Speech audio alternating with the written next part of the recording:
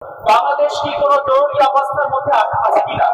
জরুরি অবস্থার মধ্যে না থাকে তাহলে আমাদের যে সাংবিধানিক অধিকার, সভা সমাবেশের অধিকার, বাকস্বাধীনতার অধিকার, এগুলো কেন নিশ্চিত করা হচ্ছে না? এবং রাস্তায় কেন সেনাবাহিনী মোতায়েন করা হয়েছে? কি এমন ঘটেছে যে জরুরি অবস্থার মতন পরিবেশ বাংলাদেশে বর্তমানে জারি আছে? এই প্রশ্নের উত্তর সরকারকে দিতে হবে।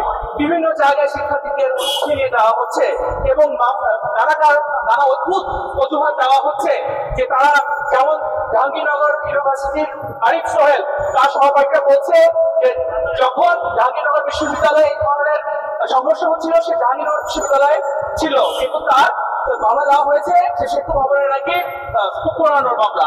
তো ভবিষ্যতে এগুলো কতটুকু টিকবে যদি যথাযথ স্বাধীন তদন্ত কমিশন করা হয়? এই প্রশ্নটাও রেখে আপনাদেরকে আবারও বলছি যে আমাদের কি গণতান্ত্রিক অধিকার এবং সাংবিধানিক অধিকারগুলো ফিরিয়ে দিতে হবে। ক্ষমতার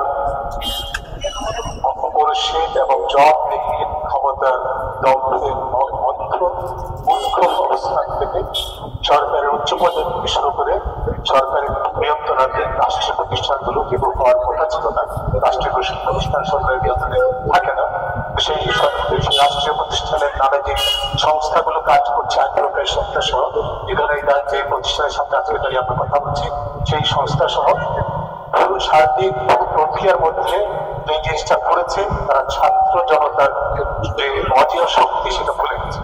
আমাদের ইতিহাস যে শিক্ষা দিয়েছে, যে ইতিহাসের পুরস্কৃত এই আমাদের ক্ষমতা অধিষ্ঠিত ব্যক্তিবর্গ থেকে শুরু করে যাদের কথা বললাম তারা সকলে যে কারণে তারা আজকে স্বাধীন দেশে বাস করে, সেই ছাত্র জনতার শক্তিকে, সক্ষমতাকে এবং তাদের যে অজেয় শক্তি সেটাকে চলে গিয়ে তাদের উপরে নির্বিচারে অত্যাচার বলে চালিয়েছে। এবং শুধু তাই নয়, একইভাবে উচ্চ পর্যায় থেকে শুরু করে এই সমস্ত প্রতিষ্ঠানগুলো মিথ্যাচারের আশ্রয় দিয়েছে, প্রতারণার আশ্রয় দিয়েছে।